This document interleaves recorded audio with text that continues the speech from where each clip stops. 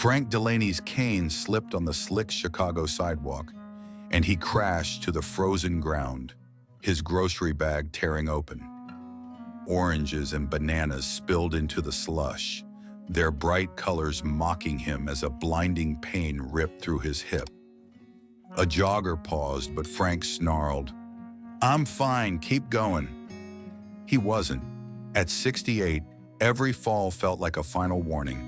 He'd eaten healthy his whole life, fruit salads, smoothies, the works. Yet his legs were betraying him. What Frank didn't know as he clawed his way up was that the fruits he trusted were silently destroying him. And one, a superstar of American grocery aisles, was the deadliest culprit, steering him toward a fall he might never walk away from. Protect your legs now. Type 1 to uncover the 7 fruits seniors must avoid. Chapter 1. The Pineapple Conspiracy. Frank Delaney, a retired Chicago firefighter, had a lifelong love for pineapple. Its golden, juicy chunks brightened his morning yogurt, and he'd blend it into smoothies, convinced its bromelain enzyme was a silver bullet for his aching joints. Health blogs, TV doctors, and even his daughter Sarah, a nurse at Northwestern Memorial, sang its praises. "It's nature's anti-inflammatory, Dad," she'd say, tossing a fresh one into his cart at the Jewel Osco. But one bitter November morning, Frank tuned into a health podcast by Dr. Emily Voss, a nutritionist known for dismantling dietary myths. Her voice cut through the static like a fire alarm. "Seniors, that pineapple in your kitchen? It's not your ally. It's spiking your blood sugar, inflaming your joints, and sapping your leg strength." Frank's hand froze on his coffee mug, his heart thudding. "Pineapple's high fructose content, Doctor," Voss explained, was a silent menace for seniors. It surged through aging blood vessels, shredding the tiny capillaries that fed his legs and feet. Over months, this starved his muscles of oxygen, explaining the swelling and exhaustion he felt after a short walk to the corner deli. The acidity was a nastier blow, grinding away at his arthritic knees and hips like steel wool. Frank winced, picturing the dull throb in his calves after his last smoothie binge. He'd chalked it up to his old firefighting injuries, the years of hauling hoses and climbing ladders. Then came the gut punch. Pineapple's bromelain could interfere with his blood thinners, prescribed after a heart scare 4 years ago. Too much pineapple, and his blood could thin to a dangerous degree, risking internal bleeds or worse. Frank had been eating it daily, chunks in his breakfast, slices as snacks, thinking he was staving off inflammation. Instead, he was fueling a fire in his joints. Dr. Voss urged swapping pineapple for blueberries or raspberries. Low sugar, packed with antioxidants, and gentle on aging bodies. Frank grabbed a pen, scribbling furiously, his mind reeling. His tropical favorite, a fixture in his kitchen, was the first traitor to fall. The betrayal ran deeper than he'd imagined. Pineapple's damage was insidious, creeping up over months, even years. The stiffness when he stood from his recliner, the soreness after sitting through a Cubs game. It wasn't just age or old scars. It was his diet waging a quiet war. Frank marched to his fridge, yanking out the pineapple and dumping it into the compost bin with a thud. He'd saved lives in blazing infernos, pulling families from smoke-choked buildings. He could damn well save himself from a fruit. But as he stared at his fruit bowl, a chill settled in. If pineapple, the poster child of health, was a lie, what else in his kitchen was plotting against him? He called Sarah that evening, his voice tight. "You ever question pineapple?" he asked. She paused, surprised, admitting she trusted the hype like everyone else. Frank's jaw set. He'd been a hero once, charging into danger without hesitation. Now he'd fight for his body, starting with the foods he trusted blindly. He scoured Dr. Voss's podcast notes, cross-referencing with library books on nutrition. Pineapple wasn't just a bad choice, it was a trap, luring seniors with its sweet promise while weakening them, bite by bite. Frank vowed to rethink his entire diet, one fruit at a time. Chapter 2. The banana trap. Bananas were Frank's comfort food, a soft, sweet constant in his life. They sat on his kitchen counter, always within reach for a quick snack or a late-night bite. Sarah swore by their potassium, insisting they'd stop his leg cramps. "Perfect for you, Dad," she'd say, leaving a bunch every week. But Dr. Voss's podcast flipped everything upside down. Bananas are a sweet saboteur for seniors. Their fast-digesting sugars spike your blood glucose, triggering inflammation that hammers your joints and circulation. Frank's fists clenched, his coffee going cold. He ate bananas daily, 2, sometimes 3, especially before bed. Dr. Voss explained that those sugar spikes were brutal for aging bodies. At 68, Frank's insulin regulation was faltering, and each banana sent his blood sugar on a roller coaster, sparking low-grade inflammation. The fallout? Heavier legs, stiff calves, and a lingering soreness after walking to the mailbox. He'd blamed the wear and tear of his firefighting days, but now doubt gnawed at him. Bananas also promoted fluid retention, a nightmare for Frank's swollen ankles. He'd noticed his socks digging into his skin by evening, leaving angry red marks, but he'd pointed the finger at his heart medications. Dr. Voss dropped another bombshell. Bananas burned fast, lacking the fiber or healthy fats to balance their sugar load. This left Frank crashing hard, craving more, or waking with searing leg cramps. For someone on ACE inhibitors like Frank, eating too many bananas could spike potassium levels, risking dangerous heart rhythm issues. His nightly banana habit, so innocent, was a ticking time bomb. Dr. Voss suggested avocados or pears, fruits that delivered steady energy without the inflammatory crash. Frank glared at the bananas on his counter, their cheerful yellow now a glaring warning sign. He'd trusted them for decades, a staple since his childhood, but they were draining his strength, one sweet bite at a time. He bagged them up for Sarah's kids and added avocados to his grocery list, his resolve hardening. One fruit down, but the battle was just heating up. Frank shared his discovery with his buddy Mike at the local senior center over coffee and chess. Mike laughed, waving him off. "Bananas? They're harmless, Frank." But Frank wasn't joking. He'd been duped, lulled into complacency by a fruit he'd never questioned. He started noticing other seniors at the center, munching bananas during bingo, unaware of the damage. Frank's old firefighter instincts kicked in. He couldn't save everyone, but he could warn them. He printed out Dr. Voss's podcast summary, slipping it into conversations. Some rolled their eyes, but others, like his friend Maria, listened, intrigued. Frank wasn't just changing his diet, he was starting a quiet revolution, one snack at a time. Chapter 3. The Grape Deception. Grapes were Frank's guilty pleasure, a sweet escape during Cubs games. He'd pop them by the handful, their juicy burst taking him back to childhood summers on his grandpa's porch. Marketed as heart-healthy, brimming with antioxidants, they seemed like a no-brainer. But Dr. Voss's voice on the podcast was unrelenting. Grapes are tiny inflammation bombs. Their fructose turns into fat and uric acid, piling up in your joints and sparking pain. Frank's stomach dropped. His big toe had been throbbing lately, a gout flare-up he'd dismissed as bad luck. Now grapes were in the crosshairs. Dr. Voss explained that fructose, processed by the liver, could overwhelm aging bodies, especially in high doses.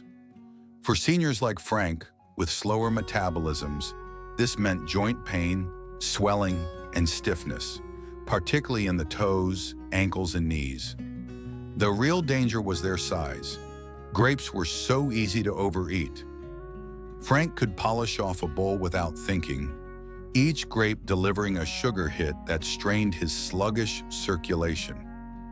Dr. Voss warned that this sugar overload could spike blood pressure, tire his legs, and damage blood vessels over time. Grape juice and raisins were even worse, concentrating the sugar into an inflammatory grenade. For someone borderline diabetic like Frank, grapes were a recipe for disaster.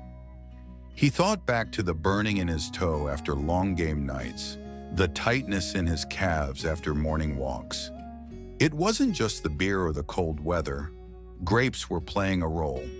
She suggested cherries in moderation, low sugar and packed with gout-fighting compounds.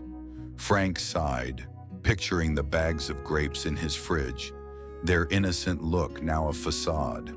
He tossed them out, replacing them with a small bag of cherries. The cubs would have to wait. His joints couldn't take another inning of grapes. Frank felt a mix of anger and clarity. He'd been snacking his way to pain, completely unaware. He brought it up with Sarah, who was skeptical but curious. "Grapes too, Dad? What's next?"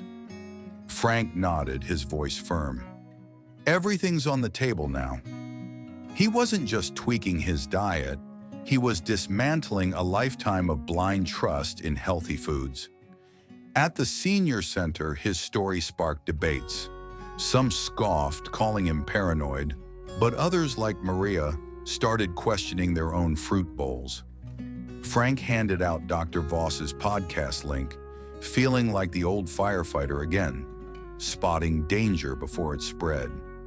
Grapes were just the start. He was ready to uncover the next traitor. Chapter 4. The Watermelon Mirage. Watermelon was Frank's summer love, a staple at every Chicago barbecue. He'd carve wedges for family cookouts, its juicy lightness a hit with kids and adults alike.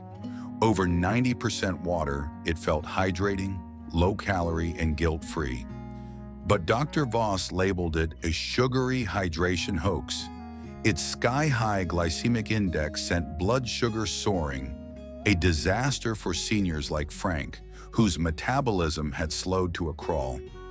The insulin surge that followed sparked inflammation, showing up as swollen ankles, sore knees, and a heavy ache in his legs.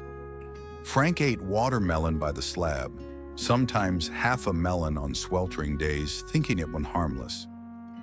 That sugar bomb, Dr. Voss said, caused energy crashes and joint stress, hitting aging bodies hard. For someone with circulatory issues like Frank, it was a silent saboteur, intensifying the heaviness he felt after short walks.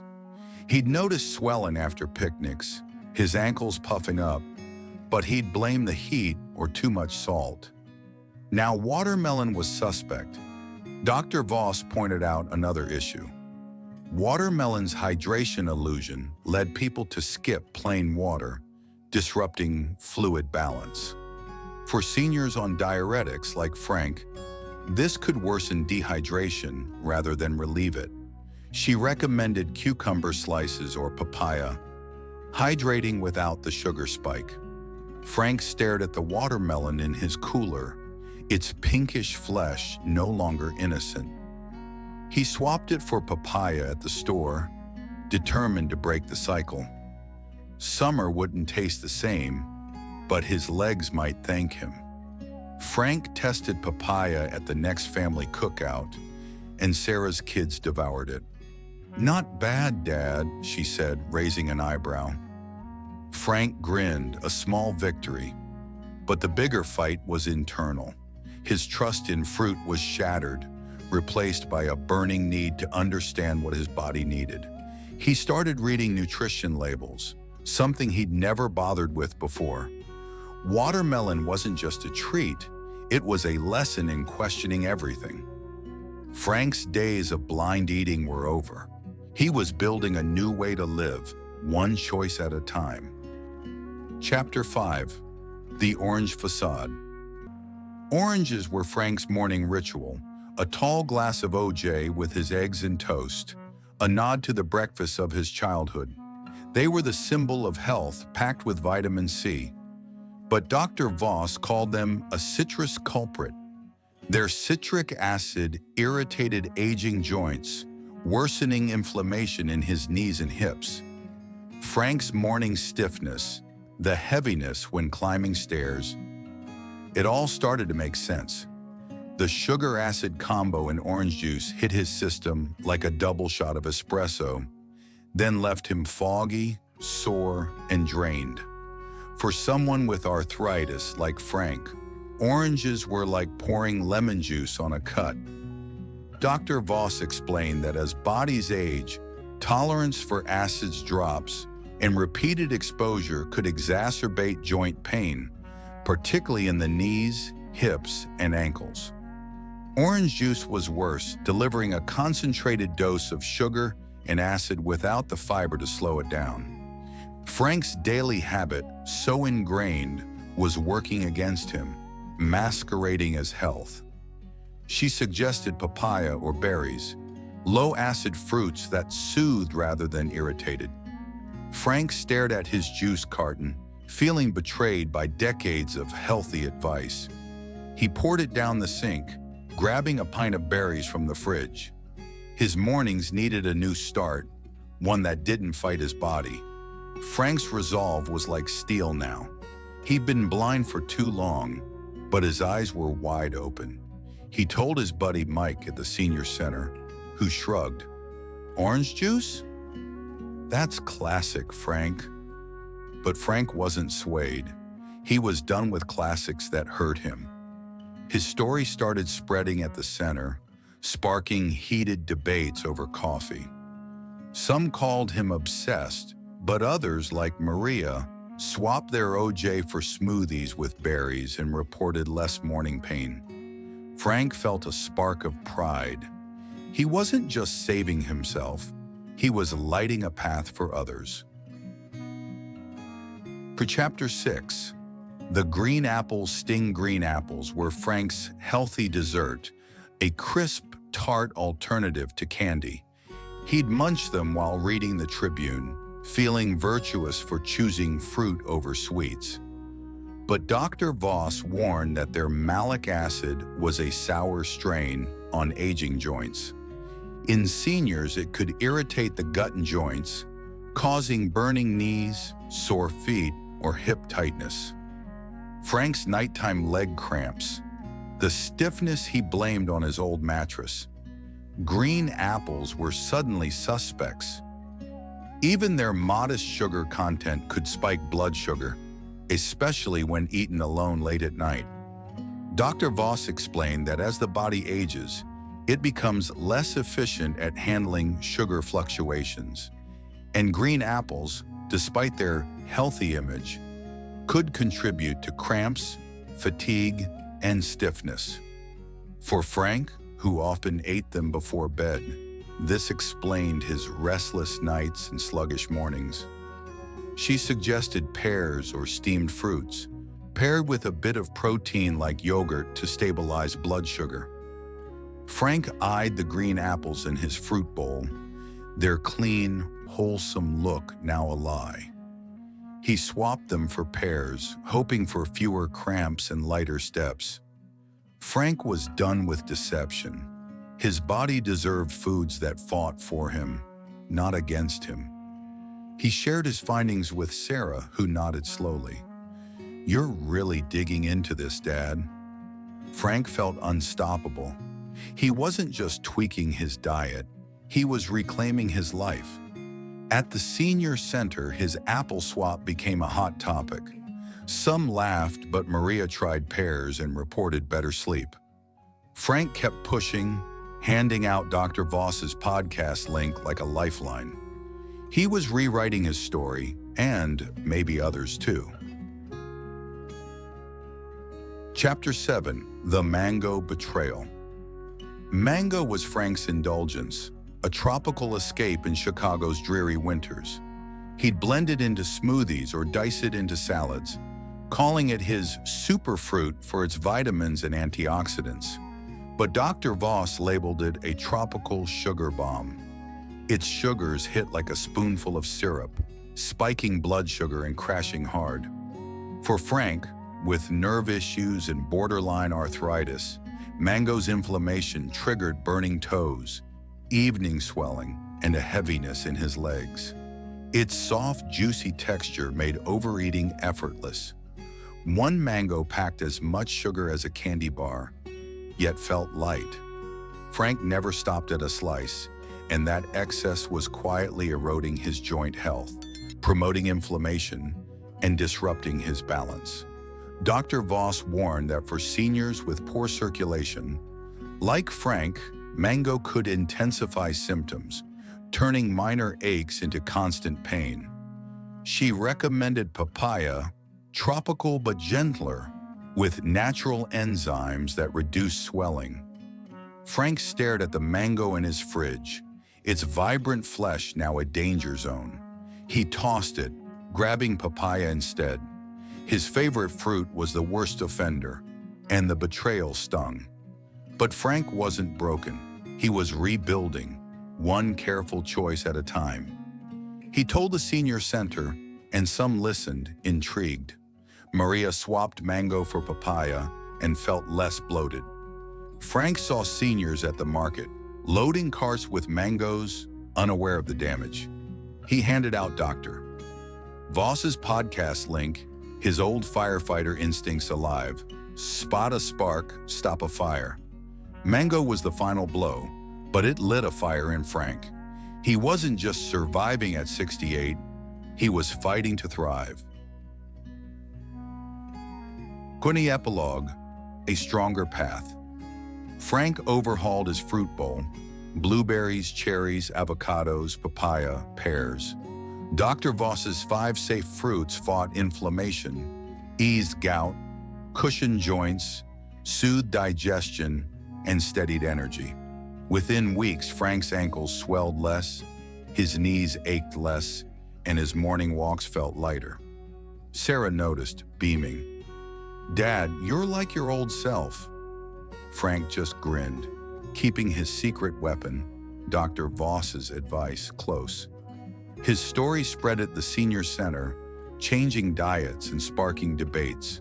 Some scoffed, but others, like Maria, tried the swaps and felt stronger. In Chicago's bustling markets, Frank saw seniors grabbing pineapples and bananas. Clueless, he shared Dr. Voss's podcast link, a quiet act of heroism. Small changes, he learned, could rewrite the story of aging. At 68, Frank wasn't just surviving. He was thriving, one deliberate bite at a time. His cane gathered dust, and his steps grew surer. The fruits had betrayed him, but Frank had won the war. Thank you for watching. If you enjoyed this, please like and share with your friends. Your support keeps these stories alive. Don't forget to subscribe so you never miss a new episode. And if today's story touched your heart, leave a comment. I'd love to hear from you. Take care, stay well, and see you in the next story.